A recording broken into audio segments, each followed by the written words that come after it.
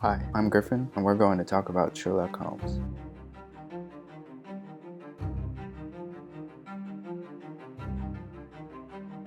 In 2009, Guy Ritchie released Sherlock Holmes, a period mystery weaving together original elements of the classic Holmes character and an updated take from Robert Downey Jr. Jude Law's Watson complemented Holmes, and together they solved mysteries while dashing through a madcap 1890s London. Their adventures continued in the sequel, A Game of Shadows, and should have a third film in the coming years. Let's take a look at some epic moments from these movies and what we can deduce about the upcoming third film.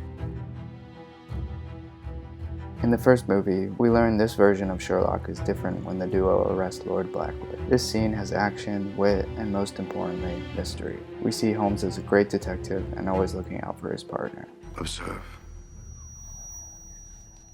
How did you see that? Because I was looking for it. Then comes a scene where we get inside Sherlock's head. Bare-knuckle boxing shows us how Holmes not only has a lethal mind, but body as well. He pre-plans his fights and executes with precision. First, distract target. Then block his blind jab. Counter with cross to left cheek. Finally, from this movie, we have the scene where Holmes dives headlong into witchcraft. With great sound design and stream of consciousness visuals, Sherlock studies the rituals of mysticism to crack the case. We wonder during the scene if he's gone completely mad or if he's onto something. The only thing missing was his ring.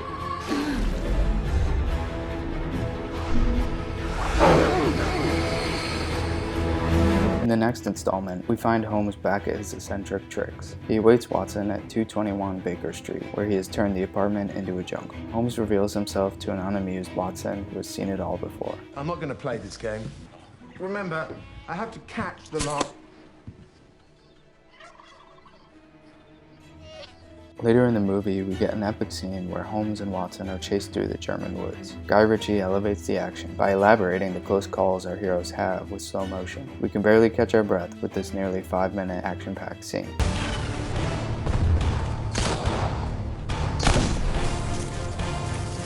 Lastly, we get a conclusion between the rivalry of Holmes and Moriarty against the backdrop of a chess game. Sherlock leads us through his master plan to snare his nemesis. Here we get to see his many disguises and watch the detective at work. Bishop to bishop 8.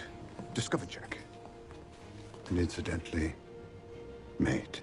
After years of production delays, the pandemic hit, and so there has been a 9-year gap since the last Holmes movie. In that time, there's been the BBC Sherlock series and Enola Holmes from Netflix.